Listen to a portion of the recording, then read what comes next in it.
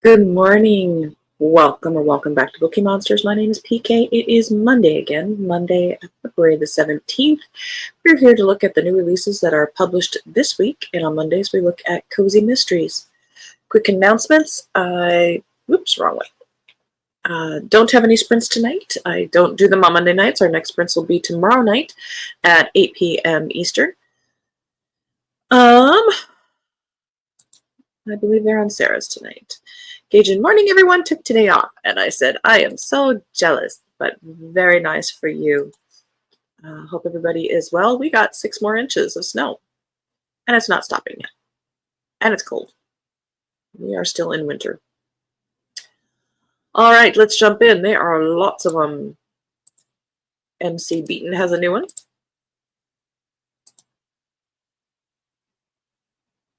Final cover to come. When's it going to come? It's out tomorrow. This is 37th in the Hamish Macbeth series. All Hamish Macbeth wants is a quiet life in his peaceful home in the Highland village of Lochbu, but when his newly assigned constable arrives, he presents Hamish with a surprise and a secret. Getting to the bottom of the secret becomes the least of Hamish's promises when he meets a family who have a score to settle. Excuse me. With a sinister man who has mysteriously gone missing. Discovering a murdered woman's body puts further pressure on Hamish, especially when it becomes clear that the murdered woman and the missing man are linked.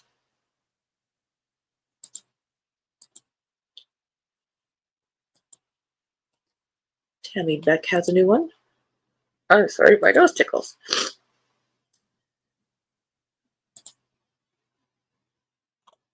Holy moly, peoples. Good morning, Mary. Happy Monday. Here only momentarily since I'm... Oh, yes, go deal with that any minute. Oh, I hope. Hopefully by end of day we can get some heat in your house. Helen says, good afternoon. Hello, Cajun. Good morning, Mary. Hope it gets done. Absolutely. Cajun says hi to Helen. You definitely still in winter. We are expecting something on Wednesday. Who knows what? Indeed, down there you can have anything. Yeah, we don't usually have this much snow in a winter. It happens, I think the last time I remember was about 15 years ago. So it's cyclical. And Mary says hello back. Thank you very much. Mary MC Beaton has written lots of books, usually pretty good too. Absolutely. Good for her for still doing it. Good morning, Kim. How you doing? Kim, I like that narrative for the early Hamish books. He sounds like the actor played Hamish in the TV show. I can picture him.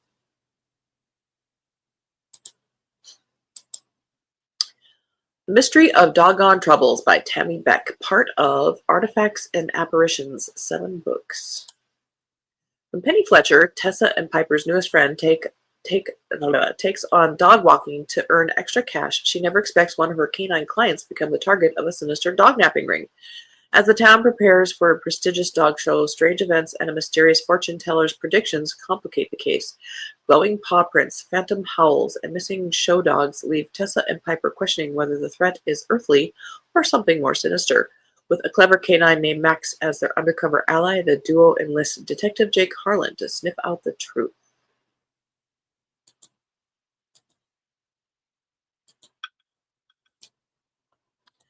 I'm not reading the whole paragraphs at the moment because sometimes they give, the whole story away. The Antique Hunter's Death on the Red Sea, second in the Antique Hunter's Guide to Murder by C.L. Miller. I did read this first one last year. I wasn't that impressed. Maybe it was just, first book itis. When a painting vanishes from a maritime museum and a dead body is found nearby, the newly established Lockwood Antique Hunters Agency, Freya Lockwood and her aunt Carol, are called to investigate. Following a lead that takes them aboard a glamorous antiques cruise sailing toward the Red Sea in Jordan, they quickly discover that the ship's art gallery is filled with stolen antiquities. Each antique is also listed in Freya's late mentor's journals that detail unsolved cases. In chasing a murderer with a stolen painting, they may have found something more sinister than they could have imagined. ...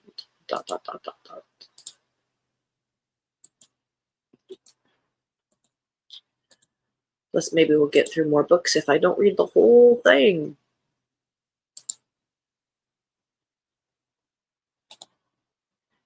He was also Rumple in Once Upon a Time. Yes. Glad the tree didn't cause damage. Did I miss? Oh, up here. Sorry. We had 60 mile. Oh my goodness! Yesterday, electricity and internet in and out. Big tree came down, and the thud was quite impressive. All good here, though. Wow. Yeah, I'm glad it didn't cause damage.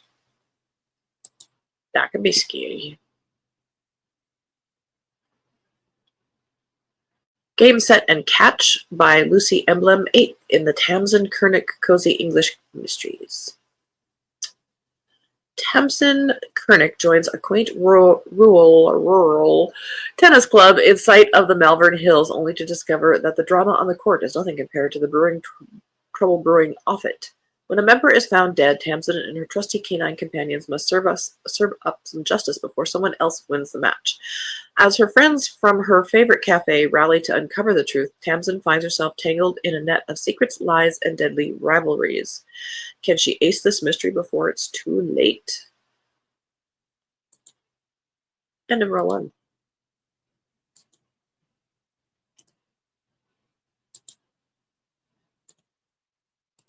Oh my. Lots of fonts here. The Case of the Christie Conspiracy by Kelly Oliver, 1st in the Detection Club. Oh yeah, this is one that has Agatha Christie. Suddenly there's just tons and tons of books featuring the Golden Age authors. 1926. Agatha Christie is a darling of the literary circuit and most desired guest in London's glittering social scene. She can often be found at meetings of the Detection Club, where mystery writers come together to share ideas, swap secrets, and drink copiously. But when a fellow author's initiation ceremony takes a gruesome turn, and one of the group ends up dead, now Agatha is no longer just the creator of great mystery plots, she's a player in one. And when Agatha disappears the day after the murder, she's widely assumed to be guilty. Only Eliza Baker, assistant to the club's enigmatic drinking game,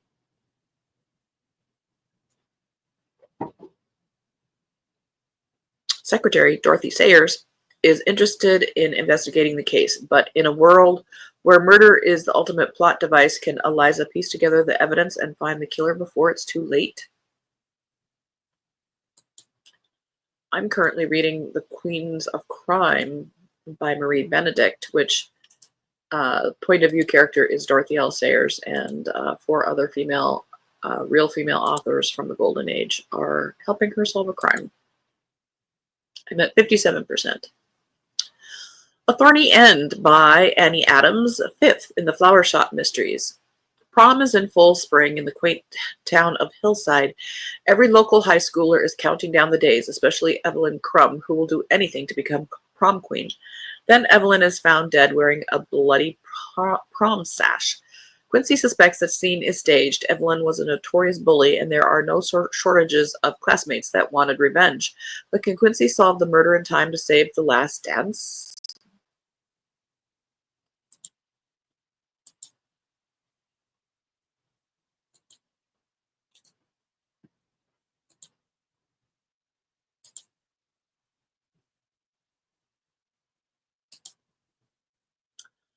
Happy birthday, Cajun. Is it today? I knew it was this month. Something is on its way to you. And Cajun says, thank you.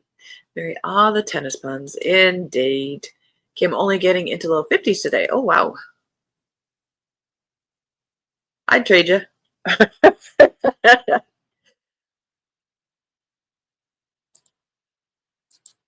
Death by Trauma by Abigail Kern, 21st in the Josiah Reynolds Mysteries.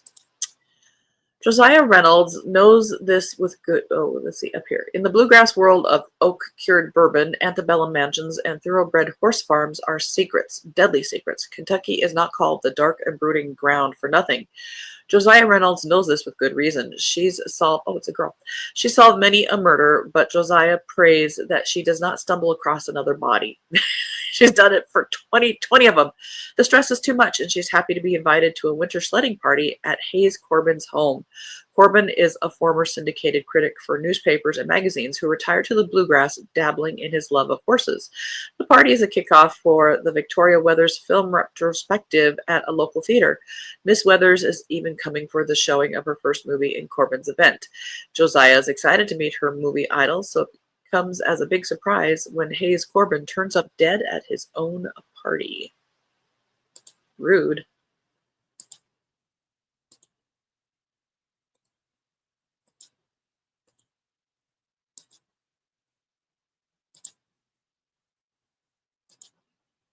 Thanks. Did it come today? Was that Mary says happy birthday. She's singing to you. It is your birthday today. Leveling up today. That's awesome. February, baby. And Mary, Randy's birthday was yesterday. The Case of the Deadly Lake House by J.C. Savoy, 5th in the Closed Case Club. Molly Ray, former lawyer and current cafe owner in Mapleview, Connecticut, thought helping her college friends rescue a lakeside retreat would be the perfect way to reconnect. But when the lake house owner is found dead just a day into their reunion, the idyllic weekend turns into a nightmare. Turns out all of her friends have a motive for wanting the man dead. Molly realizes she needs help, and fast. Enter the Closed Case Club. Jasper, the former detective turned professor, Carla, the town's savvy librarian, Benny, the nosy journalist, and Eliza, the tech genius, and Tony, the quirky vet. As old grudges resurface and buried secrets come to light, the group must navigate a web of lies and hidden motives. When one of the members is arrested, can they solve the case before the real killer vanishes into the night?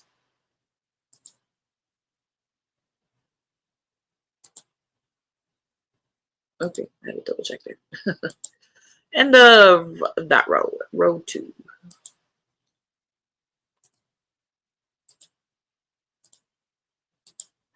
Snow Time to Die by Annie McEwen, 3rd in the North Woods Mysteries. No, pre-thank you. Sure.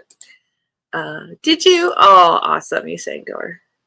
I think she's going to be doing the sale this morning. She didn't say anything about Molly and Shannon in the emails. So I think she's going to be doing the... This is our friend who recently had a miscarriage. Snow Time to Die by Annie McEwen, 3rd in the Northwoods Mysteries. Winter has wrapped the Wisconsin Northwoods in a bitter chill, and Emmy Cooper's family lake cottage resort, Cooper's Cove, is no exception. Why would it be? But it's someone from Emmy's past who's about to bring the real frostbite. A stormy mix-up at a local hotel reroutes an unwanted group of guests to Cooper's Cove Resort, including Emmy's former boss and the reason Emmy slunk home with her tail between her legs, Gwenda Capperwell. As if being face-to-face with an old grudge wasn't bad enough, a fierce blizzard picks that moment to strike, leaving Emmy snowed in with her least favorite person on Earth. But things go from bad to downright chilling when Gwenda suddenly turns up dead, colder than the January air, and Emmy snowed in with a corpse. With the roads impassable and the safety of their guests at stake, the local law enforcement had no choice but to rely on Emmy and her parents to help solve the mystery and catch the real killer, much to the dismay of Emmy's love interest, Officer Dean Erickson. But it quickly becomes clear that plenty of the other guests snowed in at Cooper's Cove had a reason to want Gwenda dead. The Gwenda dead? Battling through drifts and secrets and lies, Emmy must navigate the frosty web of suspicion to uncover the murderer before the next victim is iced. And I'm smiling because I was somewhat in that situation a few years ago. We went to a wedding of Steve's cousin, technically a second cousin, his cousin's son, but they were closer in age. Anyway, his wedding. Turns out he was marrying a girl I absolutely loathe from a work experience. I had to go to her wedding and be nice.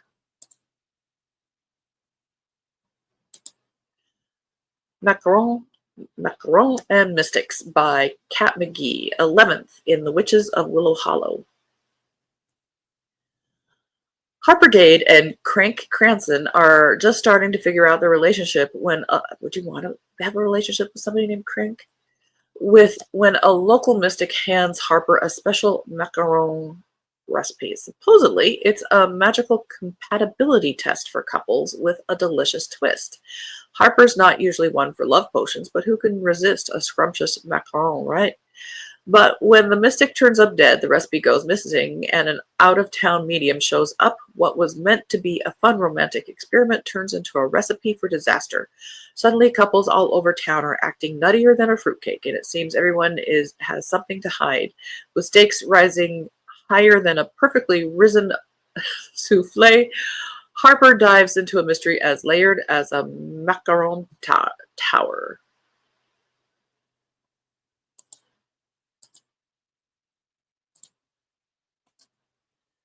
And that's enough of me trying to say that word.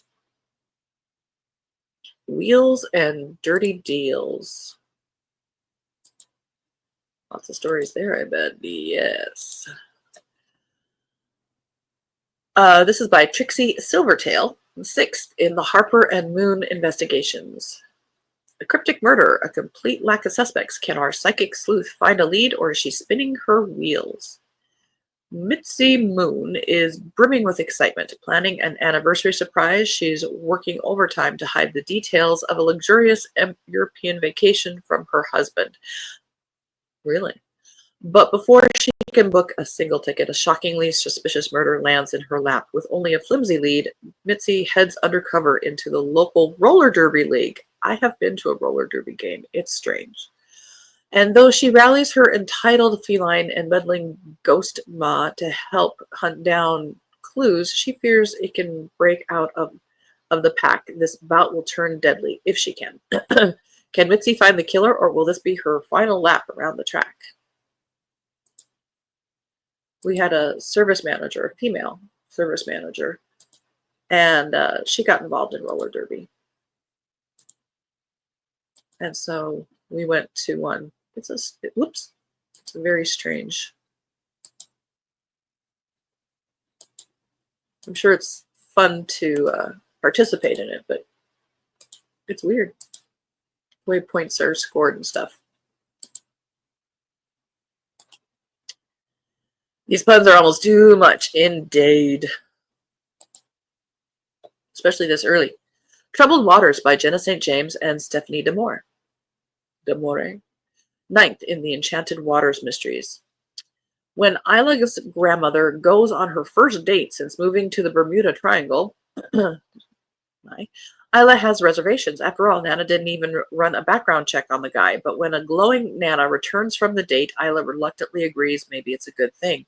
So imagine her surprise when she and Nana go to the man's house, only to discover him crumpled on the floor.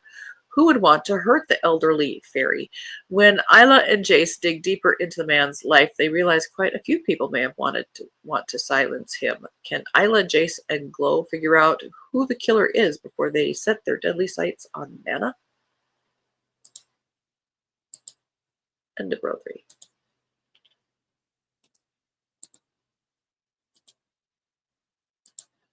Dolled Up for Murder by Anna St. John. 3rd in the Josie Posey mysteries. Seriously, Josie Posey? After a couple of close calls, local news reporter Josie Posey and her meddling mahjong mavens have vowed to mind their own business and leave all crime solving to the authorities. But when her friend Nellie's Aunt Pearl, a respected doll collector, needs help, Josie springs into action.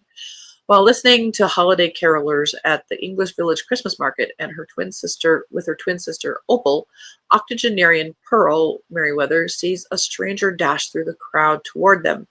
In a snatch and grab caper, the thief steals a quilted handbag. A gun discharges. Opal falls into the wishing well. She dies from her injuries. Oh my God. Now Josie wants to know, was this a bizarre accident or murder? And who was the intended victim?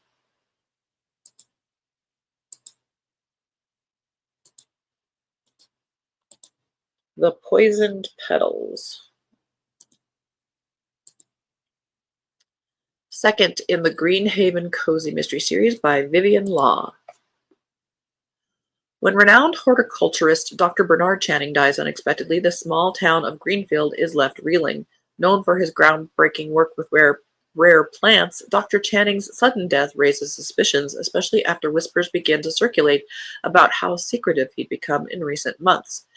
Amelia Montgomery can't shake the feeling that Dr. Channing's death was no accident. As she digs into the mystery, she uncovers a tangled web of sabotage and fierce competition within the local gardening community.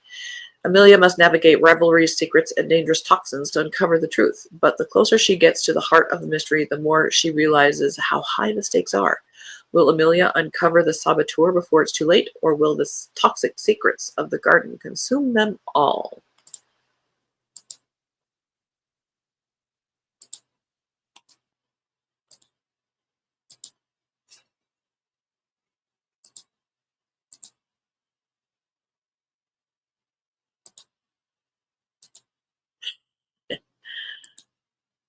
Kim says, didn't feel like getting out of bed. Oh, they're here. Oh, good. Yes, fingers crossed. And I wouldn't get out of bed. All I know about roller derby, I learned from Charlie's Angels. Absolutely. You got it. The low Thursday morning is supposed to be 17, and I have to leave around 8 to get to my scan appointment. Oh, no. It's going to be okay. And Cajun said, good luck, Mary. Yeah, Cajun. I know, but we do what we got to do. And there's a reward afterward. Kim, why I'm so glad I retired. I don't think I get to retire. Murder on the Cornish Coast by Helena Dixon, 19th in the Miss Underhay Mysteries. A bright blue sky, a glamorous boating party, an English manor house on the Cornish cliffs, and surely not another murder.